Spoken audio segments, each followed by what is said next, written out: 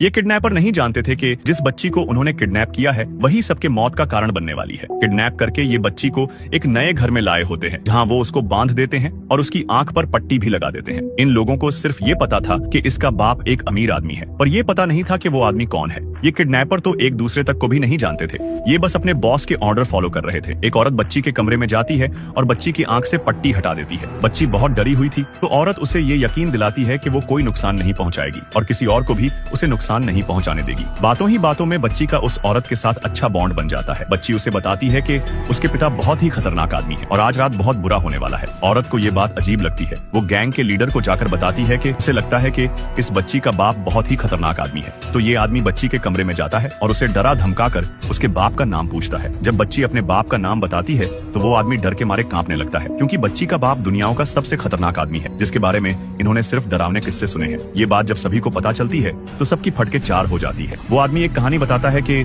जब 3 police officer ने उस आदमी के खिलाफ कार्रवाई की थी तो उनके पास डेथ थ्रेट आने लगे थे। पुलिस वालों की जान बचाने के लिए जब उनको एक रूम में बंद करके रखा तो कोई भी उस रूम में नहीं जा सकता था। फिर भी जब सुबह दरवाजा खोला तो वो पुलिस वाले मरे पड़े थे। ये सुनकर इन लोगों की और फट गई। एक आदमी नीचे बेसमेंट में जाता है तो उस पर कोई चीज हमला कर देती है और उस आदमी की चीख एक लड़की सुनती है। लड़की जब नीचे आकर देखती है तो वो आदमी मर चुका था। इसी चीज ने उसका सर काट दिया था। जब सब ये देखते हैं तो उनमें से एक आदमी कहता है, मुझे पैसे नहीं चाहिए, मैं तो भाग रहा हूँ यहाँ से। जब वो भागने की कोशिश करता है तो दरवाजा लॉक हो जाता है। इस घर का एडवांस सिक्योरिटी सिस्टम एक्टिवेट हो जाता है जिससे सारे खिड़की दरवाजे बंद हो जाते हैं। उनके आगे मेटल शीट्स आ गई होती हैं। अब ये लोग यहाँ कैद हो गए थे। सबसे बुरी बात ये थी कि इस घर में एक किलर भी है। औरत बच्ची के कमरे में जाती है ये पूछने के लिए कि लोगों को कौन मार रहा है, तो बच्ची इन्हीं में से एक आदमी पर इल्जाम लगा देती है। औरत देखती है कि एक और आदमी का खून हो चुका है, उसके मुंह को नोच कर मारा गया था। सभी लोग बच्ची के कमरे में आ जाते हैं और वो आपस में लड़ने लगते हैं। इसी बीच वो बच्ची अपने हाथों को खोल लेती है और एक वैम्पायर में बदल जाती है। बच्ची जब हमला करती है तो ये लोग उसे गोली मार देते हैं, मगर बच्ची तुरंत ही अपने आप को हील कर लेती है। ये सब दरवाजा बंद करके नीचे भाग जाते हैं। अब ये सब समझ गए थे कि ये बच्ची एक वैम्पायर है और इसका बाप भी एक वैम्पायर है और घर में जो खून हो रहे थे वो भी यही बच्ची कर रही थी। ये सब लोग उसे मारने का फैसला करते हैं। इन्हें जो हथियार मिलते हैं उन्हें उठा लेते हैं। कोई शार्प लकड़ी लेता है तो कोई क्रॉस लेकर आगे बढ़ता है, मगर ये सब बच्ची को मारने में नाकामयाब होते हैं और अपनी जान बचाकर उस रूम से बाहर आते हैं। वो औरत कहती है, हमें उसे इंजेक्शन से बेहोश करना होगा, हमने पहले भी उसे इसी से बेहोश किया था। सब मान जाते हैं और बच्ची को पकड़ने निकलते हैं, मगर बच्ची इतनी आसानी से उनके हाथ आने वाली नहीं थी। वो अकेली बच्ची उन सब पर भारी पड़ रही थी। एक गुंडा बच्ची को पीछे से पकड़ने में कामयाब होता है और ये लोग इंजेक्शन से उसे बेहोश कर देते हैं,